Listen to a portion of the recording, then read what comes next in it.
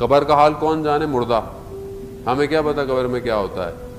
تو ہم اگر انسان کا یقین خدا پر اسٹرانگ رہے گا تو اس کا چھوٹا عمل بھی اس کی قبر کو روشن کر دیتا.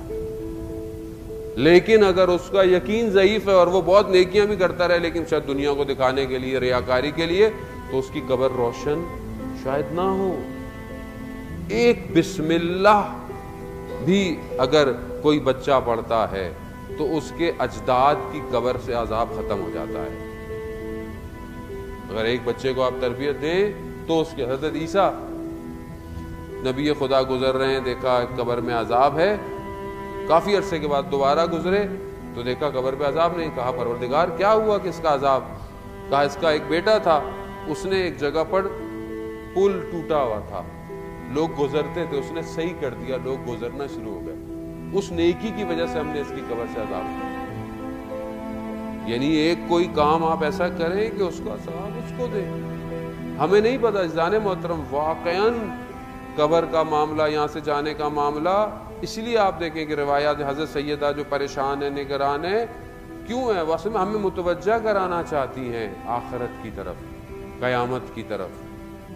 ایک شخص نے اپنی زوجہ کو حضرت سیدہ کی خدمت میں، بہرحال یہ میں حدیث کے بعد آپ کی زحمتوں کو تمام کروں گا، بہرحال وقت بھی جو ہے وہ، اور شب شہادت بھی ہے، یقیناً صبح سے رحمت الہی ہے، البتہ بارش رحمت الہی ہے، لیکن بہرحال جہاں بہت زیادہ ہو ان کو پتہ چلتا ہے کہ یہ رحمت کیسے نازل ہوتی ہے.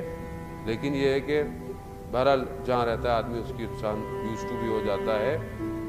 شخص نے اپنی زوجہ کو حضرت سیدہ کی خدمت میں بھیجا اور کہا کہ ان کو بتائیں کہ جو ہم عمل کرتے ہیں، ہم آپ کے، یہ میرے عمل ہیں ہمارے، کیا ہم آپ کے شیعہ ہیں یا نہیں؟ وہ آئے، خاتون بی بی نے کہا کہ جو ہم نے کہا ہے اس پہ عمل کرو، کرتا ہو، اور جس چیز سے ہم نے منع کیا ہے اسے چھوڑ دے تو وہ ہمارا شیعہ ہے. اب جب یہ اسے پہنچا تو اس نے دیکھا کہ ہمارا عمل تو ایسا نہیں ہے کہ ہر چیز تو وہ میں عمل نہیں کرتا اور ہر چیز جو آپ نے بولا چھوڑتا، تو گریہ کرنے لگ گیا، رونے لگ گیا. اور کہا، دوبارہ اپنی زوجہ کو بھیجا، کہا کہ اگر ایسا عمل نہ ہو جیسا آپ نے کہا ہے تو پھر ہمارا کیا ہوگا؟ تو وہ جب آیا تو بی بی نے کہا کہ جو ہمارا ماننے والا ہو مگر اس کا عمل ویسا نہ ہو کہ جیسا ہم بہت چاہتے ہیں، تو پہلے اسے اس کی زندگی میں عذاب آئے گا، اس کی زندگی میں اس کے اوپر امتحان آئے گا کہ جو اس نے غلطیاں کی ہیں وہ صاف ہو سکے. اور اگر اس کی زندگی کے اندر جو اس کے اوپر پریشانی، مشکلات، اس کے گناہوں کو نہ دھو پائیں تو پھر قبر میں اسے مشکلات کا سامنا کرنا پڑے گا. اور اگر عالم برزخ کی مشکلات اس کے گناہوں کو نہ دھو پائیں تو وہ قیامت میں جہنم کی آگ میں کچھ عرصے تک جلے گا. اب یہ سننا تو بڑا آسان ہے. ایک دنیا میں ایک سوئی چبھتی ہے، کتنی تکلیف ہوتی ہے. پاؤں میں چھوٹا سا کانٹا چبھ جائے انسان بلک اٹھتا ہے. دنیا میں دنیا کی تکلیف، عذاب قبر، ایک چنگاری برداشت نہیں کر سکتا آدمی. بہت بڑے عارف تھے اصفہان کے، انہوں نے وظیفہ لیا اپنے استاد سے کہ میں عالم برزخ کو دیکھوں. اصفہان کا بہت مشہور قبرستان ہے تخت فولاد، وہاں گئے، ایک کمرے میں جا کر وظیفہ کر رہے تھے، سخت سردی. ایک قبر کو لے کر آئے، مردے کو لے کر آئے، رکھ دیا کہ صبح دفنائیں گے.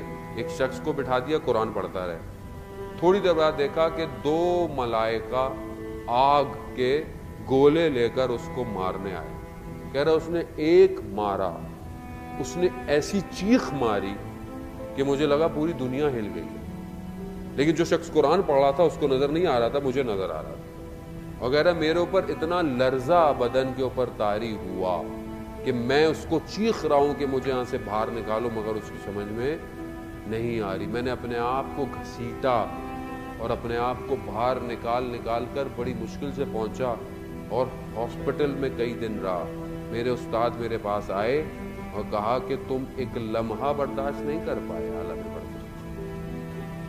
کہنا آسان ہے. وہ خدا کی بارگاہ میں پناہ مانگو, ان کی بارگاہ